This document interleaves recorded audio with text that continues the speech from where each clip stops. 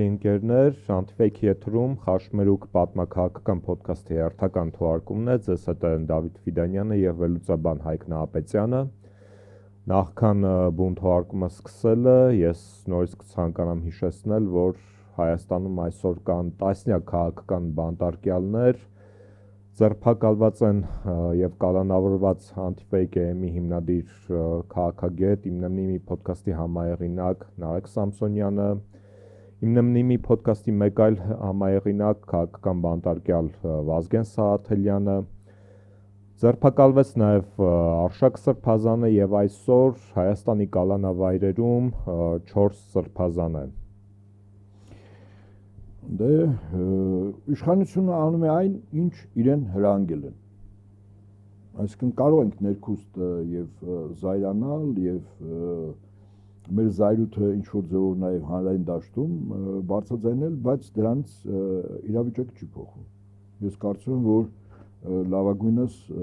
իրավիճակը պետք է համարժեք գնահատել։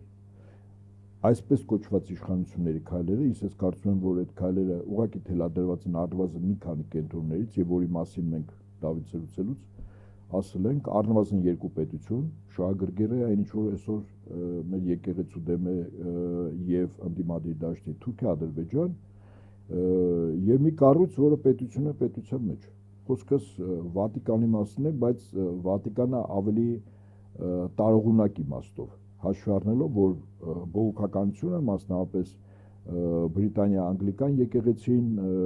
այն անջնպետը, որ կար 500 տարվա կտրվածքով, դա վերացվել է, որովհետև այդ եկեղեցու գլուխ թագավորը այլևս Վատիկանում աթոռ ունի եւ ընդունված է եւ այդ տարըմբռնումները երկու եկեղեցիների վերացած են։ Այսինքն Վատիկանը իր շոշափուկները նաեւ տարածել է, այսպես ասենք, բողոքականության մեջ։ Իդեմս անգլիկան եկեղեցու եւ չմոռանանք, որ Հռոմի Պապը վերջին հաշվով Միացյալ Նահանգների ներկայացուցիչն է, այո, երբ ժամանակին Ստաղարից նաև ասենք, մեկ անգամ եւս, երբ դեռևս չէր ընտրվել, ԱՄՆ նախագահ Դոնալդ Թրամփը Հռոմի Պապի ընտրվող Հռոմի Պապի նկարի տեղ իր նկարն էր, շատերը հեգնում էին, բայց ինքնին մեսիջը այդտեղ սիմվոլիզմ կար։ Իհարկե, ինքը ասում էր, որ Հռոմի Պապը լինելու է մեր ներկայացուցիչը եւ այդպես էլ եղավ։ Այսինքն Վատիկանը հիմա իրականում ինքը ավելի տարողունակ է, քան միայն կաթոլիկ աշխարհը, հա։ Իր մեջ հիմա ներառում է բողոքականությունը, կարևոր ճյուղերից մեկը անգլիկան եկեղեցին եւ Միացյալ Նահանգներում 3-4 հիմնական բողոքական ուղղություններ կան, նաեւ դրանք։ Տեղեկություն տարածվեց, որ ավետարանականները ցանկանում են ենթարկեցնել հայ առաքելական եկեղեցին եւ տեսեք, դուք նշեցիք այս գործընթացում որոշակի շահառուների անուններ։ Այո։ Առաջին հերթին դա բնականաբար թուրք-ադրբեջանական տանդեմն է եւ ես մեր լսողների եւ դիտողների համար հարկահամարեմ նորից ֆիքսել, որ առաքելական եկեղեցու դեմ ռեժիմի կողմից այս արշավը, որը կրում է թե ուժային բնույթ եւ թե քարոզչական բնույթ, սկսվեց մայիս ամսվա վերջին, երբ Կովկասի մահմեդականների, այսպես կոչված առաջնորդ Ալաշուքյուր Փաշազադեն, ով նաև Ադրբեջանի հոգևոր առաջնորդն է, հայտարարեց, որ հայ առաքելական եկեղեցին դա ռևանշիստական կառույց է, եւ իր այդ հայտարարությունը հաջորդեց ամենայն հայոց կաթողիկոսի Բեռնում ունեցած ելույթին, որտեղ նա խոսեց Արցախի մասին, արցախայության իրավունքների մասին, ռազմագերիների մասին, այնուհետև եղավ Փաշազադեի այդ ելույթը, որտեղ նա խոսում էր Երևանում Ղազիաթ բացելու մասին, թեմ, այսպես ասենք, զնկալելի որ լսողներին։ Դրան հաջորդեց Փաշինյանի հայտնի ելույթը կառավարության նիստում, որտեղ նա եկեղեցին համեմատեց չուլաների հետ։ Այնուհետև սաստկացավ արդեն ամռան այդ ողջ ալիքը բռնաճնշումների, Ագրատ Սրբազանը ձերբակալվեց, կալանավորվեց, նաև Միքայել Սրբազանը, Որոշակի Սրբազանը։ այո, այնուհետև որոշակի դադար եղավ, բայց աշնանը նորից վերսկսվեց այս ողջ վախկանալյան։ Գիտեք, ասենք պատական չի նախ, որ թեմակալ առաջնորդների են, հա, ձերբակալում, կապ չունի ինչ պատրվակով հիմնավորում կամ չհիմնավորում։ Հստակ խնդիր է դրված Հայաստանի Հանրապետությունում գործող թեմերի այն առաջնորդները, որոնք բարձր վարկանիշ եւ իրենց թեմերում եւ մեր եկեղեցում չզուգացնել։ Ասենք Բագրատ Սրբազան, Միքայել Սրբազան, Մկրտիչ Սրբազան։ Եվ հիմա այդ գործընթացը բնականաբար շարունակություն ունենա։ Հաշվառնելով, որ վերջերս 10 բարձրաստիճան հոգևորականներ, եպիսկոպոսներ եւ արքեպիսկոպոսներ այլ կեցվածք են դրսևորել, ընդ որում մի հայտարարություն տարածեց, որտեղ Վեհապար Հայրապետի հրաժարականի մասին անուղղակի էր, ասվում ուղղակի ոչինչ չկար, բայց ասենք ես երեք լսել եմ Բալթյան երկրների թեմի առաջնորդ Վազգեն արքեպիսկոպոս Միրզախանյանի խոսքը Ցիվիկում, որտեղ մարդը բացահայտ էր արդեն ասում, այսինքն անթակույցը, որ Վեհապարտ հրաժարական տա։ Հիմա այս գնահատականները, որ մենք տալիս ենք, իրականում իր հիմքում, խորքում շատ լուրջ չերևացող պրոցեսների արդյունք է։ Մենք բուրգի վերին մասն ենք նայում։ Սա պարակտում է, թե ոչ։ Սա ուրեմն ասեմ ձեզ, ընդ որում նույն Վազգեն Միրզախանյանը անընդհատ կրկնում էր Հայաստանի եկեղեցի։ Ուշադրություն դարձրեք։ Մեր կաթողիկոսը Հայաստանի եկեղեցու հոգևոր առաջնորդը չի, ինքը ամենայն հայոց կաթողիկոսն է, որտեղ այո, ավելի մեծ թեմեր կան, քան Հայաստանում։ Օրինակ Ռուսաստանի առաջին թեմը նա նվիրապետական աթոռ է, որի ենթակայությամբ եւս թեմեր կար, ամենամեծ թեմը Ռուսաստանի եւ Նոր Նախճիվանի թեմն է։ Մեծությունը որոշում է իր թեմի հավատավոր ժողովրդի քանակով։ Ամենամեծը Ռուսաստանն է։ Երկրորդ թեմը այստեղ Արարատյանն է, հայրապետական, այո։ Հիմա ես ուզում եմ, որ մեր զրույցի մեջ իսկապես նաեւ բացի առերուտ այն ինչ որ հիմա մեզ համար տեսանելի ընկալելի է որոշակի առումով գնահատելի, թեև այդ գնահատականների մեջ հաճախ ոչ թե տարամբռնում, այլ դեպի խորքային չկա։ Բայց ես ուզում եմ, որ մեր զրույցը նաեւ որոշակի առումով պարզ լինի, թե բացի Թուրքիայից եւ Ադրբեջանից, որոնք շահագրգիռ են, որ մեր եկեղեցին թուլանա, մեր եկեղեցուց մի պատար փոքեն, որի անունը դնեն Հայաստանի եկեղեցի, միգուցե առաքելական բառնել դնեն, նշանակեն մի կաթողիկոս, որի դեպ ինչպես Թուրքիայում է, Թուրքիայում հոգևոր առաջնորդ նշանակվում է, հա, այսինքն ամբողջովին կառավարելի է երկրի քաղաքական իշխանությունների կողմից, եւ այդ նշանակված կաթողիկոսը փաստացի հրաժարվելու է։ Այ հիմա ես ասեմ ինչից է հրաժարվելու։ Եվ իմ ասածը վերացական չի։ Մի փոքր մեզ լսողներին համբերություն։ Դոկտոր Ջեյկոբ Փարսլի իր Substack-ում մի հոդված է գրում. ավետարանականները պահանջում են հնազանդություն, որտեղ գովաբանում է Նիկոլ Փաշինյանին քրիստոնեական եկեղեցիների համագործակցության համար ուշադրություն դարձրեք։ Ոսկր ինչ համագործակցություն, համագործակցությունը կար է։ Եկեղեցիների համաշխարհային խորհուրդ կար, մեր եկեղեցին դրա մեջ էր։ Եվ հաճախ մեր եկեղեցու նվիրապետական աթոռներից մեկի ներկայացուցիչը նաև այնտեղ ռոտացիայով է ղեկավարն է, հա, այդ խորհրդի, փոխվում է այնտեղ։ Եվ այսպես ինչ է ուզում Փաշինյանը, ավելի ճիշտ ավետարանականները փորձում են ոչնչացնել Հայաստանի պատմական քրիստոնեական եկեղեցին, ձգտելով այն փոխարինել արեմետամետ կրոնական շարժումների հեշտությամբ մանիպուլացող կոնգլոմերատով։ Սա շատ հստակ է։ Մեր եկեղեցին եզակի եկեղեցի է, որտեղ իր հիմքում ազգայինն է դրված, այսինքն ասում են, չէ՞, մեր եկեղեցին ազգային եկեղեցի է։ Եվ հիմա ինչ ասպեկտների են թիրախավորել։ Շատ կարևոր է, որ այն լսարանը, որ մենք ունենք, իսկ այս լսարանը եւ մտածող եւ կրթություն ստացած եւ հանրության մեջ բականի վերլուծող, հա, ես ուզում եմ, որ անպայման իրենք իմանան այն շեշտադրումները, որով այս նոր եկեղեցին, որ ուզում են ստեղծել, Հայաստանի եկեղեցի, իրականում մեր եկեղեցուց ինչն են ուզում փոխել։ Եվ այսպես, ես հիմա նշում եմ այդ ասպեկտներ, այո, առաջին, պատմական ազգային հիմքը, որը հիմքը կա չէ մեր եկեղեցում, ուզում են փոխարինել ապազգայնացված բողոքականության, ոչնչացնել ինստիտուցիոնալ հիշողությունը, ըստ էության։ Այո։ Օրինակ, հայկական ավանդույթով քրիստոնեությունը Հայաստանի ազգային ինքնության անկյունակարն է, ընդունում եք սա։ Սա դոգմա է, այսինքն քննարկման ենթարկած աքսիոմա է։ Հայ առաքելական եկեղեցին ազգային եկեղեցի է, որը վերապրել է ցեղասպանությունը, խորհրդային դարաշրջանը եւ պատերազմները իր ժողովրդի հետ միասին։ Հավատքը անբաժան է պատմությունից, լեզվից, մշակույթից եւ գոյատևման պայքարից։ Սա մեր հայկական ավանդույթն է։ Հիմա սա պետք է փոկել, բայց փոկելը ի՞նչ է, տեղը ինչ-որ բան դիտան, չէ՞։ Հիմա ասեմ ինչ են տեղը տալիս։ Ուրեմն Պերսլին ավետարանականները ինչով են փոխարինում։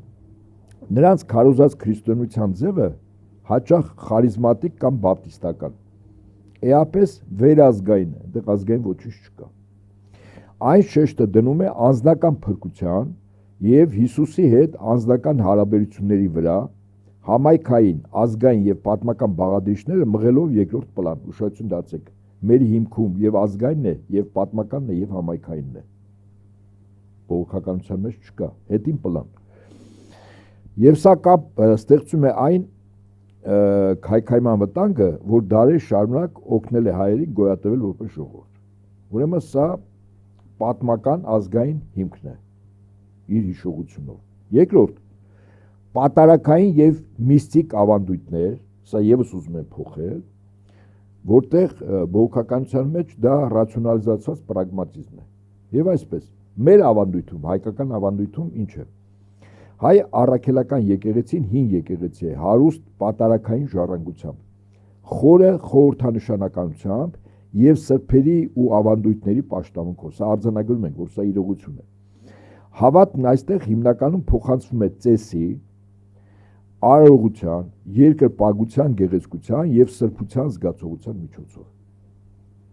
Սա մեր եկեղեցին է։ Եվ հիմա ինչ է ավետարանական փոխարինումը, ինչ որ մեզ փորձում են պարտադրել։ Ավետարանական բողոքականությունը հաճախ կիրառում է պարզեցված, հուզականորեն լիցքավորված ծառայություններ, շեշտը դնելով քարոզչության, ժամանակակից երաժշտության եւ անձնական գրավչության վրա։ Սա կարելի է ընկալել որպես խորության եւ առեղծվածի փոխարինում, զվարճալի եւ պրագմատիկ ձևաչափով, ինչը հանգեցնում է կրոնական փորձառության սրբապղծմանը։ Հստակ է, չէ՞, կարծում ձևակերպումները։ Եվ երրորդ, եկեղեցին որպես մայր բարեխոս ընդդեմ եկեղեցու, որը կորպորատիվ կառույց է, բողոքականությունը ինքը կորպորատիվ կառույց է։ Հիմա հայկական ավանդույթում մեր եկեղեցին ունի մայր եկեղեցու կարգավիճակ ամբողջ հայ ժողովրդի, այդ թվում այս սփյուռքի համար։ Եվ դրա դերը տարածվում է կրոնական գործառույթներից նաև այն կողմ։ Ինչ է ավետարանական փոխարինումը պատրաստում։ Ավետարանական համայնքները հաճախ կառուցվում են հաջողակ ծառայության կամ ծառայության մոդելով խարիզմատիկ առաջնորդի ղեկավարությամբ։ Իսկ մենք ապրում ենք, չէ՞, տորը, մենք տեսնում ենք։ Նրանց ֆինանսավորումը, կառուցվածքը եւ գաղափարախոսությունը կարող են կախված լինել արևմտյան, մասնավորապես ամերիկյան ազդեցության կենտրոններից։ Սա կասկածի տակ է դնում նրանց իրական հավատարմությունը Հայաստանի ազգային շահերին, շատ հստակ է։ Չորրորդ, սոցիալական դոկտրին, կոլեկտիվ համերաշխություն ընդդեմ անհատականության եւ ապաքաղաքականության, այսինքն մեր եկեղեցին ինքը կոլեկտիվիզմ է։ Հիմա դրա դեմ անհատականությունն է դրվում։ Հայկական ավանդույթով, չնայած տարբեր աշխարհի ակտիվության, հայ առաքելական եկեղեցին պատմականորեն ներգրաված եղել սոցիալական եւ ազգային հարցերում։ Սա արձանագրում ենք որպես աքսիոմա։ Ինչ է տալիս, փորձում են փոխարինել ավետարանականները։ Ավետարանական շատ խմբեր գիտակցաբար ապաքաղաքական են կամ կողմնորոշված են ամերիկյան պահպանողականության արժեքներին։ Որն է անձնական հաջողություն բարգավաճում։ Նրանց սոցիալական ակտիվությունը հաճախ հանգում է բարեգործության, որը չնայած օգտակար է, չի լուծում ազգաշինության, ցեղասպանության հիշատակի կամ Հայաստանի առջև ծառացած աշխարհաքաղաքական մարտահրավերների հարցերը։ Եվ վերջինը էսխատոլոգիա, ազգային գոյատևումը ընդդեմ համաշխարհային օրակարգի։ Այսինքն մեր եկեղեցու բուն խնդիրը ազգային գոյատևմանը նպաստել, աջակցել, օգնել, այո, իսկ բողոքականությունը համաշխարհային օրակարգի մի մասն է եւ այսպես անհատի շուրջը սա քննադատության ամենահրատապ կետն է։ Որոշ ամերիկացի ավետարանականներ հավատարիմ են դիսպենսալիստական տեսակետներին, որտեղ Հայաստանը եւ հայերը դիտարկում են որպես պարզապես լրացուցիչ անձինք Իսրայելի հետ կապված վերջին ժամանակների մասին աստվածաշնչյան մարգարեություններում։ Այս աստվածաբանությունը լիովին անտեսում է հայ ժողովրդի ներքին արժեքը եւ նրա հազարամյա քրիստոնեական պատմությունը, այն փոխարինելով օտարերկրյա սցենարում որոշակի դերով։ Եվ այս ամեն ինչից եզրակացությունները։ Հայաստանի բնօրինակ քրիստոնեական արժեքների պաշտպանության տեսանկյունից այն ինչի մասին ես ասացի, ցույց է տրվում, որ դոկտոր Փեսլիի եւ նմանատիպ միսիոներների գործունեությունը ոչ թե լրացում է, այլ մշակութային եւ կրոնական գաղութացման մի ձև։ Փոխարինումը տեղի ունենում մի քանի մակարդակներում, եւ այսպես ես վերջնարդյունքում թվարկում եմ, որ մակարդակներում են փորձում փոխարինել։ Ազգայինը վերազգայինով, պատմականը կեղծ պատմականով, սրբազան ծիսականը պրագմատիկ զվարճանքով, կոլեկտիվ համայնքայինը անհատականով, եկեղեցի ազգը եկեղեցի ցանց։ Կարծում եմ բավականին լուրջ գնահատական է, որովհետեւ մենք հասկանանք, որ մեր եկեղեցուն նետված մարտահրավերը շատ ավելի խորքային է, քան առհետային գործընթացները, որ այսօր տեղի ունենում, ասենք կալանավորումներ, եկեղեցու որոշ սրբազանների իրենց ուխտի դրժում, այո, եւ Հայաստանի եկեղեցի ստեղծելու միտում։ Եվ այս իրականության ֆոնի վրա բոլոր քաղաքական ուժերը, մտավորականները, փորձագետները, մեր եկեղեցու նվիրյալ եւ հավատավոր զավակները իսկապես պետք է համարժեք գնահատեն։ Նրանք, ովքեր մտածում են, ովքեր կարող են որոշումներ ընդունել, համարժեք գնահատել այն վտանգի իրական չափի մասին, որի մասին ես կոնկրետ հիմա բարձրաձայնեցի։ Շատ լավ, իրականում այդ վտանգը ոչ միայն չափազանցված չէ, այլ բավական ռեալ է, որովհետև մենք տեսնում ենք այդ գործընթացները, մենք տեսնում ենք, որ ռեժիմը գրոհում է ըստ էության երկու ճակատով, քարոզչական ճակատն է դա, որտեղ նա չի կարողանում հաջողության հասնել, հա, տեսանք, որ Արշակ Սրբազանին վերագրվող այդ կեղծ տեսանյութի փուչիկը վերջնականորեն պայթեց։ Այո։ Եվ երկրորդ ճակատը դա ուժային մեթոդաբանությամբ հարցերի լուծումն է։ Եվ այստեղ մենք առերեսվեցինք զավշտալի մի մեղադրանքի, որը որ հարուցվել էր Արշակ Սրբազանի նկատմամբ։ Պարոն Նահապետյան, տեսեք, ռեժիմը ըստ էության նույնիսկ այսպիսի մեղադրանքներով, հա, ցույց է դնում, որ ոչնչի առջև կանգ չի առնելու։ Եվ հետևաբար հարց է առաջանում, թե որը կլինի նրանց հաջորդ քայլը։ Արշակ Սրբազանի կալանավորում նպատակը մեր եկեղեցու դիվանապետը ունի բավական լուրջ հեղինակություն, տիրապետում է կազմակերպական լուրջ ունակությունների, վերջերս իր ասուլիսը ամբողջովին ջախջախեց իշխանության բոլոր թեզերը, նաև այն ինչ առնչվում է իր անձի հետ եւ իբր իր անձի ինչ որ արար գործելու հետ։ Եվ ամենակարևորը խոսվեց իշխանապողության մասին։ Այո, այո։ Ես կարծում եմ, որ այդ ասուլիսը ուղղակի իշխանությունների եւ նրանց տերին հարված էր գոտկատեղից ներքև։ Այն, որ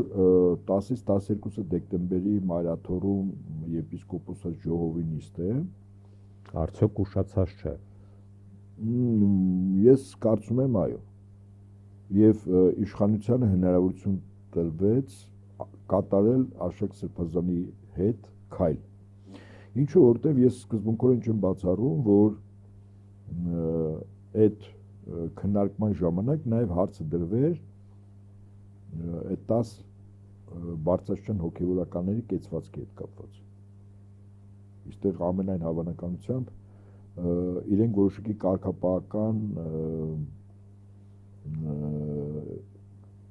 կարգապահական քայլերի կենթարկվեին։ Ես չեմ կարող ասել կարգալուց կարվեր չդարվեր թե ինչպես քննարկում, բայց վստահաբար իրենց նկատմամբ ճնշումը ակնհայտ կլներ, ել չեմ ասում, որ կարող է 10-ից 1-ը 2-ը զղջային իրենց արարքի համար, հա, եւ հետ քաշվեին։ Սա նշանակում էր, որ այդ ճամբարը արդեն մեջտեղից ճաք էր տալու։ Եվ այդ հետ քաշվելու նպատակներից մեկը կլներ եւ արդյունքներից մեկը կլներ այն, որ այլոք չէին ցանկանա միանալ այդ ճամբարին։ Հիմա իշխանությունը արեց կանխարգելիչ քայլ Արշակ Սրբազանի հետ կապված։ Սա մեկ, երկրորդ Արշակ Սրբազանը դեռևս տարիներ առաջ, 2 տարի առաջ մի շատ կարևոր հրապարակավ խոսք է ասել։ Ես կարծում որ ես հիմա կընթերցեմ ինձ մոտ նզովքի հետ կապված, սա բավականին լուրջ խոսք է, որտեվ սա եկեղեցու դիրքորոշումն է, ոչ Արշակ Սրբազանը, եւ ուզում եմ ես ընթերցել ինչ է ասում Արշակ Սրբազանը իդեպ ցեղասպանության հուշահամալիրի մոտ։ Եվ այսպես, եւ ուշադրություն դարձեք այն շեշտադրումները, որ հիմա ինքը ասում է, ես մի քիչ առաջ Փերսլիի բողոքականության մեր եկեղեցու փոխարինելու կետերի մասին չի ասեցի։ Ուշադրություն դարձեք, որ նույն շեշտադրումները ինչ բողոքականությունը փորձում էր եկեղեցին փոխել։ Նույն շեշտադրումներով այստեղ Արշակ Սրբազանի խոսքն է՝ ի զորակցություն։ Եվ այսպես, մեջբերման սկիզբ ով փորձում է ջնջել կամ կասկածի տակ առնել հայոց ցեղասպանության իսկությունը, նզովյալ պիտի լինի սերնդեսերունդ։ Ով փորձում է ջնջել պատմական մեր հիշողությունը, անիծյալ պիտի լինի նրա ու նրա ընտանիքի անունն ու հիշատակը հավիտենապես։ Ով պայքարում է եկեղեցու դեմ, հավիտենական դատապարտության ու ամոթի խարանով պիտի հիշվի պատմության մեջ։ Ով խարխլում է հայոց ընտանիքի հիմքերը,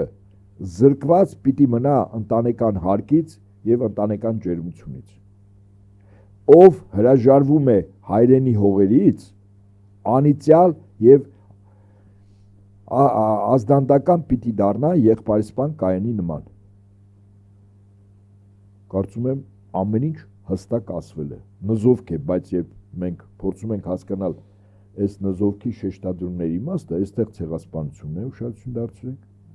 Այստեղ Արցախն է, հայրենի հողերի մասին որ ասվում է, պատմական հիշողությունը, ընտանիքի մոդելը եւ եկեղեցու դեմ պայքարը։ Շատ հստակ է, չէ՞։ Սա ասվել է 2 տարի առաջ։ Եվ բնականաբար հասկանալի է, որ այս առումով Արշակ Սրբազանը իրենց համար ամենալուրջ այս պահին հակառակորդն է։ Դա չէր ներվելու իրեն։ Եկավ պահը, այսինքն ես կարծում եմ, որ Փաշինյանը որոշակի ցուկցվանգի մեջ է ժամկետային առումով։ Եվ ուզում եմ մի այսպես զուգահեռ բերել, օրեր առաջ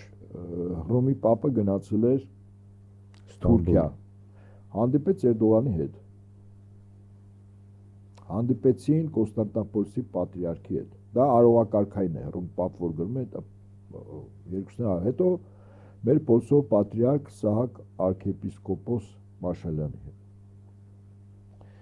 Պատական չի այդ այցելությունը, ես առավել քան վստահաբար եմ ասում, որտեվ այն ուժերը, ովքեր որ ցանկանում են մեր եկեղեցու դեմ գործողությունների արդյունքով կանգեց անել, որ իրավունքը չկա, ոչ իրավական առումով, ոչ բարոյական եւ ոչ էլ հավատքի վեհապար հայրապետին, ես կարծում եմ այդ ուժերի ներկայացուցիչները Թուրքիայում որոշակի քննարկումներ ունեցել եւ առաջին հերթին այս թեմայով։ Այստեղ խնդիրը ինչ որ Թուրքիայում ինչ որ կաթոլիկ եկեղեցիներ բացվեն։ Քավլիցի դրա համար Հռոմ Պապը չի գնում։ Բայց այն որ մեր եկեղեցին այսօր ոսկոր է ուղղակիորեն եւ Վատիկանի եւ բողոքականության եւ բայց Վատիկանից ողջուններ հղվեց գաղափարին։ Դա ինչպես կարող բացատրել։ Ասեմ, բացատրեմ, երբ Վատիկանը թիվ 1 շահառուն էր բյուզանդական ուղղափառ երկրի ոչնչացման եւ թուրքական ծագում ունեցող ցեղախմբերը փորձում էին նվաճել Բյուզանդիա, այդ ժամանակ Հռոմ Պապը իր զորակցություն իր քրիստոնյա հավատավոր երկրի հոգևոր առաջնորդին եւ երկրի թագավորին հղում իր զորակցություն գետնի վրա երբ պետք էր ռազմական առումով օգնություն գործնականում ոչինչ չեղավ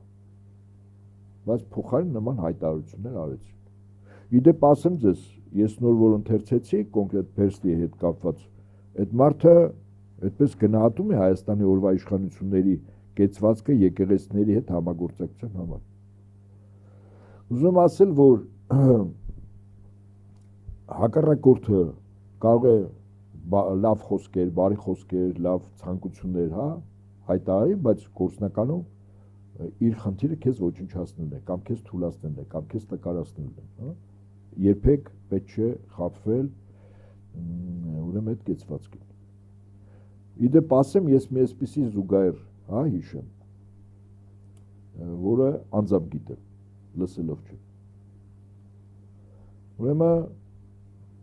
այստեղ էր եկել նախորդ Հռոմ Պապը Ֆրանցիսկը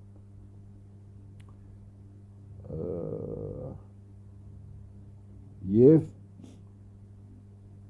հանդիպումից վեհապար հայրապետի հետ քննարկումներից հետո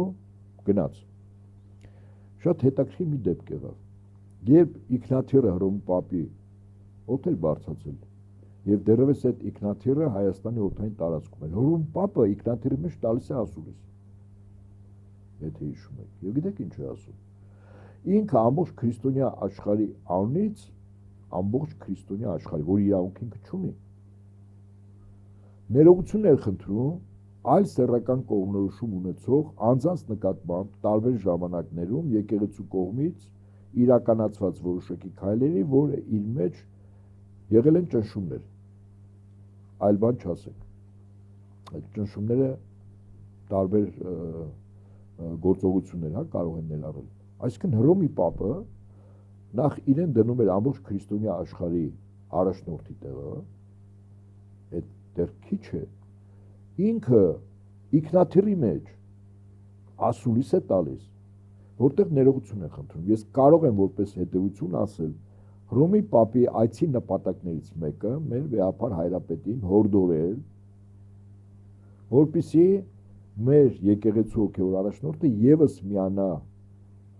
այդ կեցվածքին Հռոմի Պապի, բայց ոչ թե երկնքում Իգնաթիռի մեջ, այլ գետնի վրա։ Եվ ամենայն հավանականությամբ մեր եկեղեցու հոգևոր առաջնորդը մերժել է այդ առաջարկը։ Դրա համար հրատապություն եղավ Հռոմի Պապը Իգնաթիռում Հայաստանի օթային տարածքում ասուլիս է տալիս Իգնաթիռի մեջ։ Սա հիմա ինչի համար եմ ես զուգահեռում, որ երբեք պետք չխաբվել որից է հոգևոր առաջնորդի այդպես ժպիտով ասված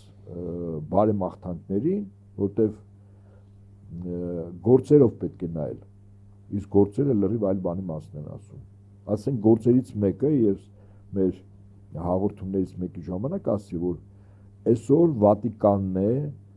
Ադրբեջանի ռազմաքաղաքական ղեկավարությանը հնարավորություն տալով Սեֆյան ժառանգության Հռոմի, Վատիկանի եւ Սեֆյանների շահերի միջև նամակագրությունը ուրեմն Ալիևին Իլհամ Ալիևին, որովհետեւ վերջինս փաստաթղթային առումով գիտականորեն հիմնավորի, որ Սեֆյանների ժառանգության իրավաժառանգորդը ովքեր են ներկայիս Ադրբեջանը Այսինքն, նայեք, Հռոմը հիմա նաև սա արդեն քաղաքական չէ գործընթաց է, լրջագույն։ Այսինքն Հռոմի Պապը ներգրավված է քաղաքական գործընթացում, այս տարածաշրջանում ստեղծել արհեստական մի կոնգլոմերատ, որի անունն է Սեֆյանների ժառանգություն, որի մեջ պետք է մտնի Իրանի Ատրպատականը, ազերիներով բնակեցված մոտ 30-35 միլիոն, տարբեր գնահատականներ են 10, 18, 20, ես չեմ ուզում ֆիքսեմ, որտեղ Իրանը այնուամենայնիվ ոչ թե ազգային փոքրամասնություններով է երկիր, այլ կրոնական փոքրամասնություններով։ Ինչու՞ է։ Այսինքն Վատիկանի եւ իր գլուխ հանդիսացող Հռոմ Պապի քայլերը այդքան էլ չեն տեղավորվում քրիստոնյաների, քրիստոնյա պետությունների զորակցություն, պաշտպանություն եւ այլն։ Չեն տեղավորվում։ Ես գործնականում եմ ասում։ Եվ ամենակարևորը, ինձ համար շատ կարևոր է հետեւյալ փաստը։ Կաթոլիկ աշխարհի գլուխը, բողոքական եկեղեցիների առաջնորդները իրենք համարվում են այդ եկեղեցիների գլուխ։ Շատ կարևոր է։ Ընդ որում Հռոմ Պապը անսխալական է, ըստ իրենց կողմից ընդունված դոգմաների։ Մարդը չի կարող անսխալական լինել։ Մեր եկեղեցու եւ ուղափառ բոլոր մյուս եկեղեցիների գլուխը մեր Տեր ու Փրկիչ Հիսուս Քրիստոսն է։ Շատ էական, կարծում եմ անկյունաքարային տարբերություն է։ Շատ լավ, պարոն Նահապետյան, խոսեցինք նզովքի մասին, Արշակ Սրբազանի հայտնի ելույթի համատեքստում, շատերի գնահատմամբ եկեղեցին ունի բազմաթիվ գործիքակազմեր Փաշինյանի կամ ռեժիմի դեմ պայքարի համատեքստում եւ հատկապես վերջին տարիներին շատ է խոսվում բանադրանքի ինստիտուտի կիրառման կամ անխուսափելիության կամ անհրաժեշտության մասին, հա։ Ըստ ձեզ հիմա այս իրավիճակում մի կողմ թողնենք սպասվելիք եպիսկոպոսաց ժողովը կամ վեհափառի խոսքը, որը որ հանրությունը սպասում է եւ որը որ չի հնչում այդպես էլ կենտրոնանանք եկեղեցու գործիքակազմի վրա։ Արդյունավետ կլինի արդյոք բանադրանք կիրառել։ Գիտեք, այստեղ գնահատենք այսպես. նախ եկեղեցու մյուս բարձրաստիճան հոգևորականները նկատի ունեն եպիսկոպոսներ եւ արքեպիսկոպոսներ։ Իրենք որոշակի կեցված դրսևոր են։ Ընդ որում օրերս տարբեր թեմեր, ամբողջ այդ թեմերի հոգևորականությունը, բացառությունները նշվում են ազգանունները, ի զորակցություն եկեղեցու միասնականության եւ վեհափառ հայրապետի հայտարարությունների տարածում։ Հայտարարություններ են տարածում նաեւ հանրային դաշտում ամուսնացել քահանաները տարբեր թեմերի։ Հիմնականում հայաստանյան թեմերի, հա, այդ թվում նաև են թեմերի, որոնց առաջնորդները փաստացի մտել են մի գործընթացի մեջ, որում մեր եկեղեցին պետք է պառակտվի։ Բայց ես ուզում եմ այդ բանադրանքը, փիլոնազրկումը կարգալուց անելը, հա, սա պատժիչ կարգապահական գործառույթներ է։ Բայց կարծում եմ այստեղ շատ կարևոր է եկեղեցու սատարումը։ Օրինակ ես մի քանի անգամ տարբեր տաղավարներից առիթ ունեցել եմ եւ դրա մասին բարձրաձայնել եմ, որ ինչու քաղաքական ուժերը, հասարակական այն կառույցները, որոնք հանրային շրջանում մեծ կշիռ ունեն, համախոհներ ունեն, ինչու փորձագետները, մտավորականները չեն գնում վեհափառ հայրապետին իրեն զորակցությունը հայտնելու, օրինակ Մայր աթոռում։ Թեև այդ օդանավակայանում եղավ։ Հիմա վիճակը այլ է։ Հիմա մենք հասկանում ենք, որ իշխանությունները փորձում են վերջին հանգրվանին բերել։ Այս ձերբակալությունները գոնե մեզ հուշում է։ Օդանավակայանում այնտեղ այո, ես էլ եմ եղել։ Տարբեր կուսակցությունների ներկայացուցիչներ, ղեկավարներ, դա մի բան է։ Եվ կուսակցության ղեկավար կազմը իր ղեկավարով գնում է Մայր աթոռ վեհափառ հայրապետին իր զորակցությունը հայտնելու։ Սա այլ բան է։ Այսինքն սա կեցվածք է, որը հրապարակավ դրսևորում են կուսակցությունների ղեկավարները,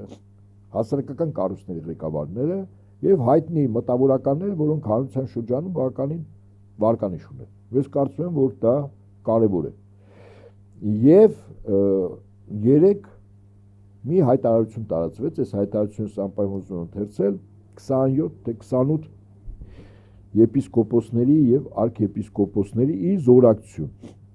կարող են օրինակ շատեր մոտ հարց առաջան, բա մյուսները, ես կարծում եմ սա այն կորուստն է, որին պիտի միանան նաև մյուսները, որտեղ այնուամենայնիվ որոշակի առումով տատանվողներ կան 54, որքան ես եմ տիրապետում այդ տեղեկատվության, կարող է թիվը այլ է, ասում են 57, ես տիրապետում եմ, ինձ փոխանցել են մեր հոգևորականներն եմ ես հարցել, ասել են 54, եւ այսպես հայ եկեղեցու arczepiskoposների եւ եպիսկոպոսների հայտարարություններ։ Մենք Հայաստանյան Առաքելական Սուրբ Եկեղեցու ներքոստորագրյալ arczepiskoposներից եւ եպիսկոպոսներից որդիական մեր անվերապահ հավատարմությունն ենք հայտնում Մայր Աթոր Սուրբ Էջմիածնին եւ նրա ազգընտիկ գահակալին նորույն Սուրբ Օծյուն Տեր Գարեգին B ամենայն հայոց կաթողիկոսին։ Անընդունելի եւ վտանգավոր ենք համարում ներ եկեղեցական հարցերը քաղաքական միջամտությամբ լուծելու որևէ փորձ, ինչպիսի պատճառաբանությամբ էլ պայմանավորված լինի։ Եկեղեցու կառավարման եւ ներքին կյանքին առնչվող բոլոր խնդիրներն անխտիր կարգավորելի են եղբայրական սիրով, առաքելագործ եպիսկոպոսներին վայել բարձր գիտակցությամբ, եկեղեցական ժողովրդական իրավասուն մարմինների միջոցով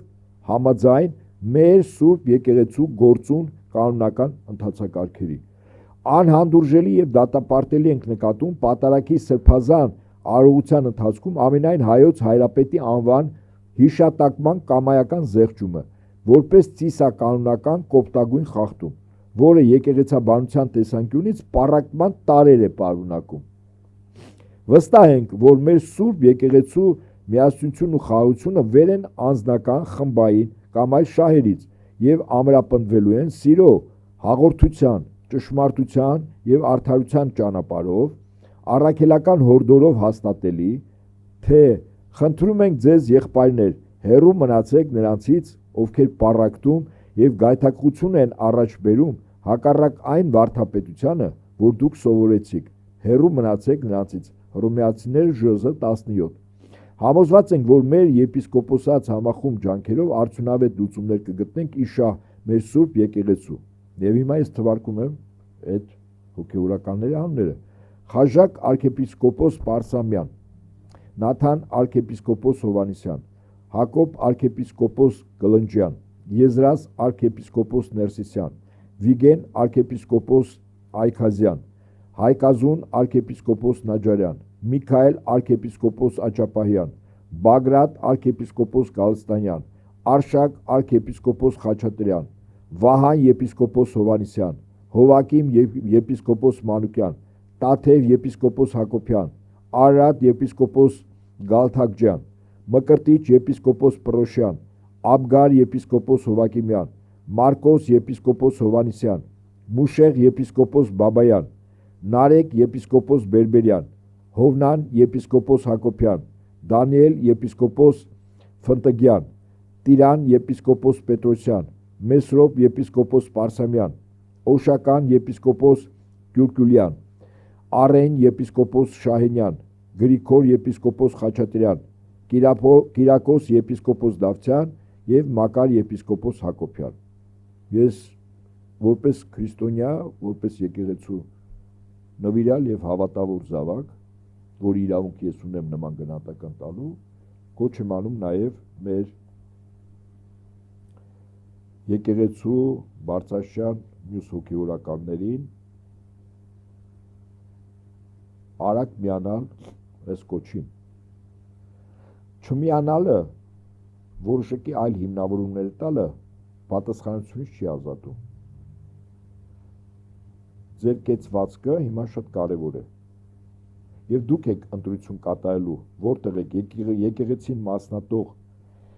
Վատիկանի, Թուրքիայի եւ Ադրբեջանի կամակատար Հայաստանի օրվա իշխանությունների եւ նրանց սայլին լծված 10 ուխտադրուժ դավաճան եւ հերձուղական եպիսկոպոսների, թե այն 28 եպիսկոպոսների, որի ստորագրությամբ ես ընթերցեցի այս հայտարարությունը։ Եվ ինչ վերաբերվում է Արշակ Սրբազանին, շատ հետաքրքիր է։ Ասում է, այս իշխանությունների համար քրեական օրենսգիր գոյություն չունի եւ իսկապես գոյություն չունի։ Օրինակ պատկերացրեք, ինչ քրեական գործով է հարուցվել Արշակ Սրբազանի նկատմամբ, դա այն տեսանյութը որից աղերս չունի, որտեղ տեսանյութը քրեորեն պատժել չի, եթե անգամ ապացուցվի, իսկ հիմա քննչական կոմիտեն ապացուցեց այդ տեսանյութի կեղծ լինելու հանգամանքը այն փաստարկները իբր հիմնավորումներ որ բերել էր, ինչպես ասում են, խաշացավի ծիծաղնել կգար։ Եվ հիմա Արշակ Սրբազանի հետ կապված ինչ ասում։ Սա քննչական կոմիտեի լրագրողների տրված հարցն է պատասխանը։ Արշակ Սրբազանի նկատմամբ հարուցվել է հանրային քրեական հետապնդում մի խումբ անձանց կողմից նախնական համաձայնությամբ թմրամիջոց ապօրինի իրացնելու մեղադրանքով։ Այն որ ասում է կանգնեք։ Եվ ասում են թմրամիջոցի հետ կապված ովքեր են ասում։ Ովքեր տարիներ շարունակ այդ գործից նվազագույն անմասն չեն եղել։ Դա իրենց ընտրությունն է։ Բայց այն ինչ որ նոր ես ընթերցեցի, իբր 2018 թվականին Արշակ Սրբազանը ասել է, որ ինչ որ այսպես կոչված նոր Հայաստան, նոր Հայրապետ շարժման անդամների գրպանը թմրամիջոց գցել։ Երեք մի հետաքրքիր ինչ որ մեկի ջեբը պլան ակցը։ Երեք գիտեք ինչ, մի այսպես հետաքրքիր շարժ նկատեցի, ծաղրանկար։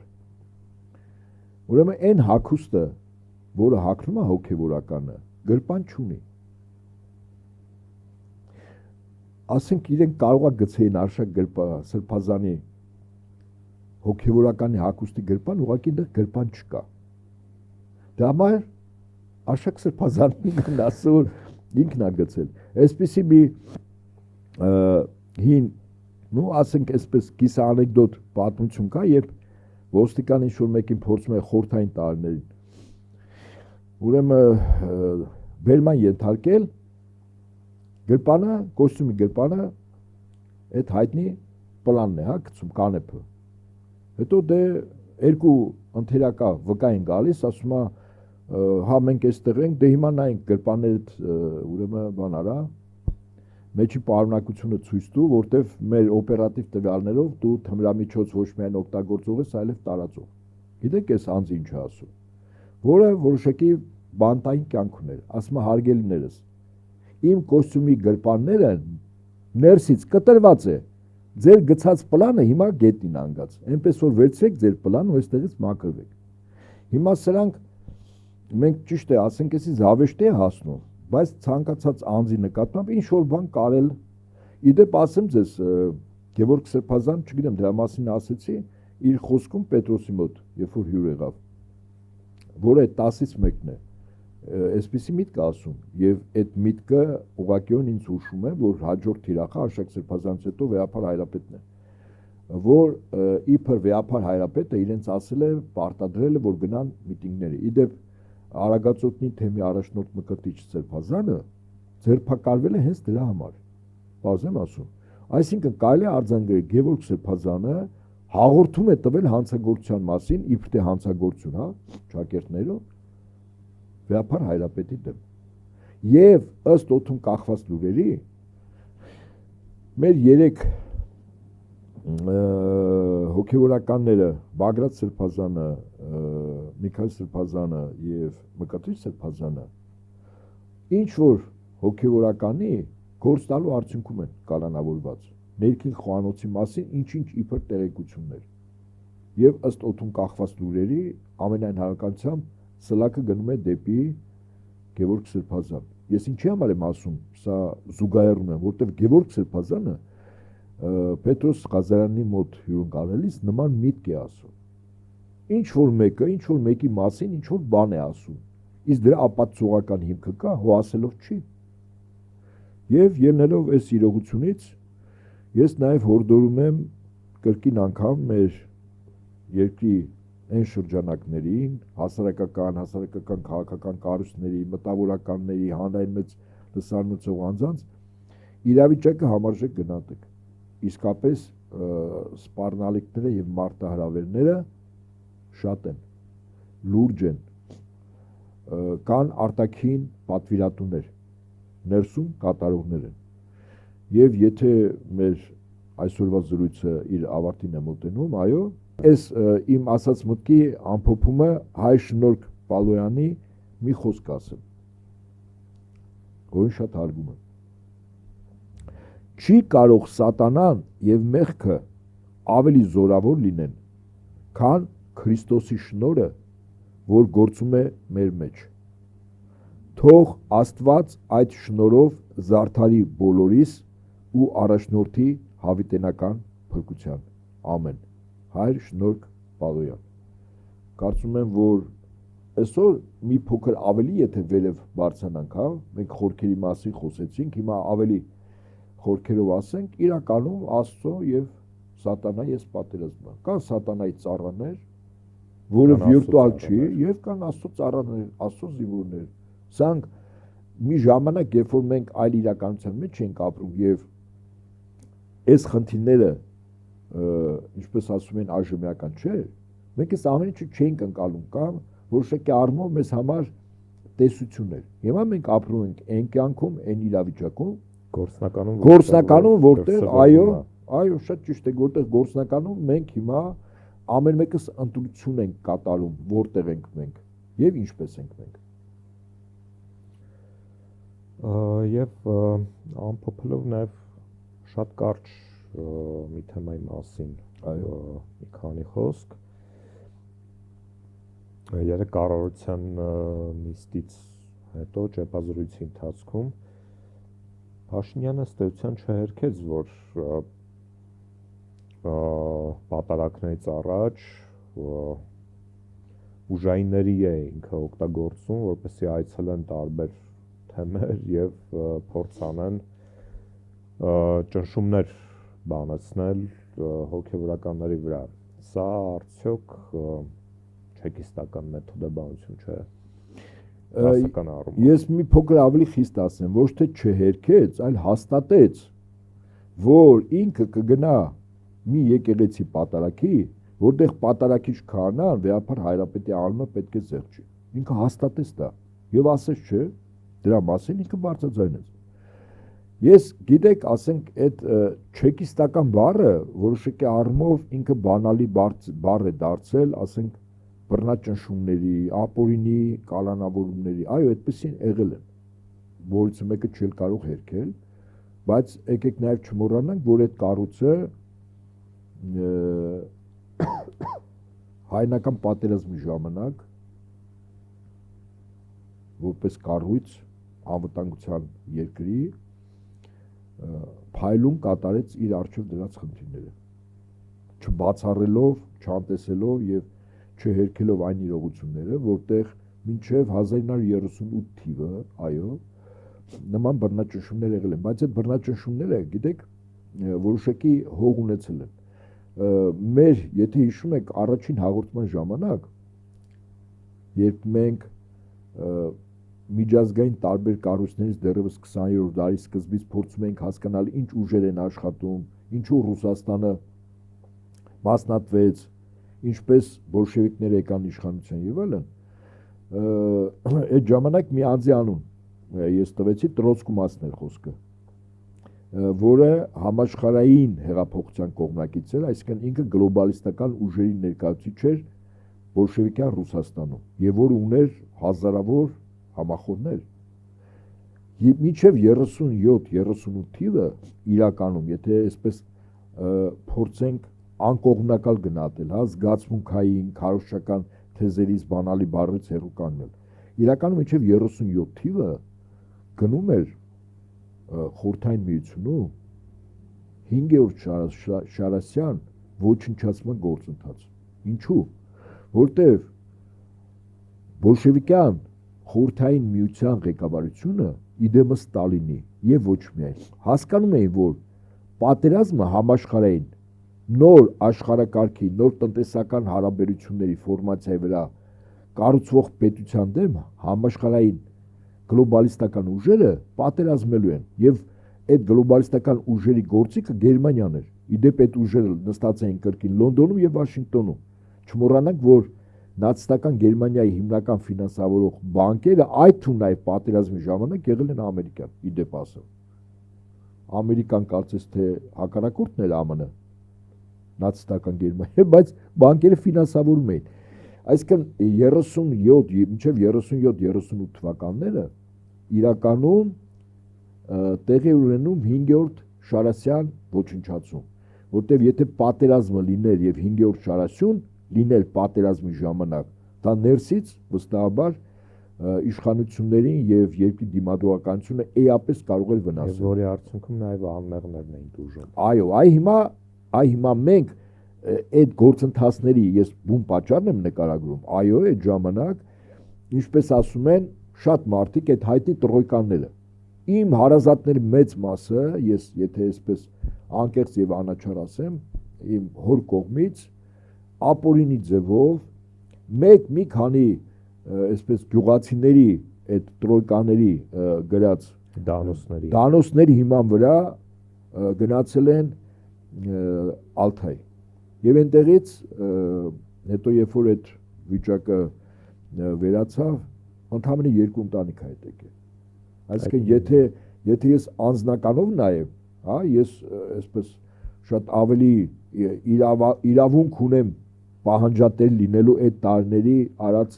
հա բռնաճնշումների, բայց ես փորձում եմ գնահատել ինչու արվեց։ Այսինքն թիրախ կար հստակ այդ թիրախին խփելու։ Այո, ձեռք այդ թիրախի ժամանակ որոշ ղեկավարներ, օրինակ NKVD-ի ղեկավար Եժովը, որը ի դեպ 38-ին գնդակահարվեց։ Այն ապօրինությունների համար ինչպես իսկ ստեղծած հրաշի ձեռքով։ Եվ հետաքրքիր մի ուրիշ փաստ, սովորաբար եկեղեցիների եւ հոգեվորականների նկատմամբ ուրեմն բռնաճնշումները, եկեղեցիների ավերը, ուրեմն հոգեվորականների բանտարկելը, աքսորելը եւ այլն,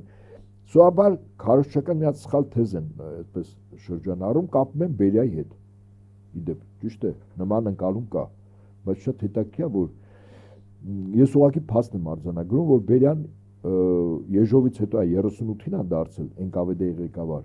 եւ նույն Բերիայի ժամանակ շատ հոգեվորականներ, որոնք աքսորներում էին, իր ժամանակ հետ են բերվել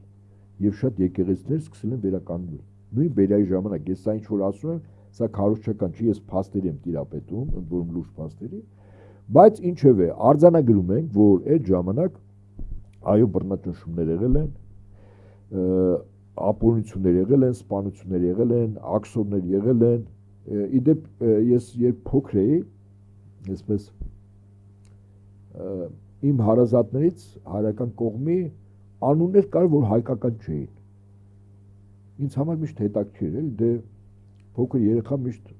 փորձում ես հասկանալ, թե որ ազգի անունն է եւ այլն։ Հետո ես հասկացա, չեչեների անուններ էին։ Օրինակ Շամիր, հիմա այդ անձը կա, տարիքում մեծ։ Այսինքն մերոնք, որոնք աքսորվել էին, հիմնականում Ղազախստանում չեչեններ հետ էին ապրել եւ ամենայն հավանականությամբ մտերմություն բան եղել էր եւ այդ ժողովրդի անունները ասետ կար կնոջ անուններ, այդ նույն Շամիրի քույրներ, այդ չեչենական անուններ, էլի։ Ինչևէ, մենք մեր պապերը անցել են այդ ծանր շրջանով, այդ փորձություններով եւ մեծ հաշվով հաղթական են դուրս եկել։ Իսկապես հաղթական, որտեվ հիմա էլ կարծես թե մենք պիտի անցնենք։ Եվ ես, այո, իմ մտքերը դուք կարդում եք եւ բարձրաձայնում եք։ Հիմա եկել է մեր ժամանակ։ Ինձ թվում էր մեկ 90-ականներին այդ Արցախյան ազատամարտը, կռիվը, հա, պետականություն կանգնեցնելը, այսինքն այդպես ենթագիտակցություն մտածում եմ, որ ամեն ինչ պիտի որ լավ լինի։ Բայց երբ որ աշխարհաքաղաքական թողբոն ես արդեն գնահատում, ոչ թե քաղաքական կամ տարածաշրջանային, հասկանում ես, որ մենք հիմա այդ մեծ տուրբուլենտ իրավիճակում ենք եւ աշխարհաքաղաքական ուժային կենտրոնները աշխարհի վերաբաժանման մեջ են։ Եվ Հայաստանում ինչ որ տեղի ունենում, այդ վերաբաժանման գործընթացների, ասենք, հերո արձագանքն է։ Այդ թվում մեր եկեղեցու դեմ պայքարը, այդ թվում մեր պետականության դեմ պայքարը, այդ թվում նաեւ արտաքին կառավարման Հայաստանը կառավարելը եւ այդպես։ Եվ թերևս այսքանով ամփոփենք, սիրելի ընկերներ, Antifake-ի եթերում Խաշմերուկ պատմաքաղաքական ոդքասթի հերթական թողարկումն էր, ՑՍՏ Դավիթ Ֆիդանյանը եւ Հայկ Նահապետյանը, Ազատություն Նարեկ Սամսոնյանին, Վազգեն Սարաթելյանին, Արշակ Սրբազանին, Միքայել Սրբազանին, Մկրտիչ Սրբազանին, Բագրատ Սրբազանին, Սամվել Կարապետյանին, Դավիթ Համբարձումյանին եւ մնացյալ բոլոր քաղաքական բանտարկյալներին։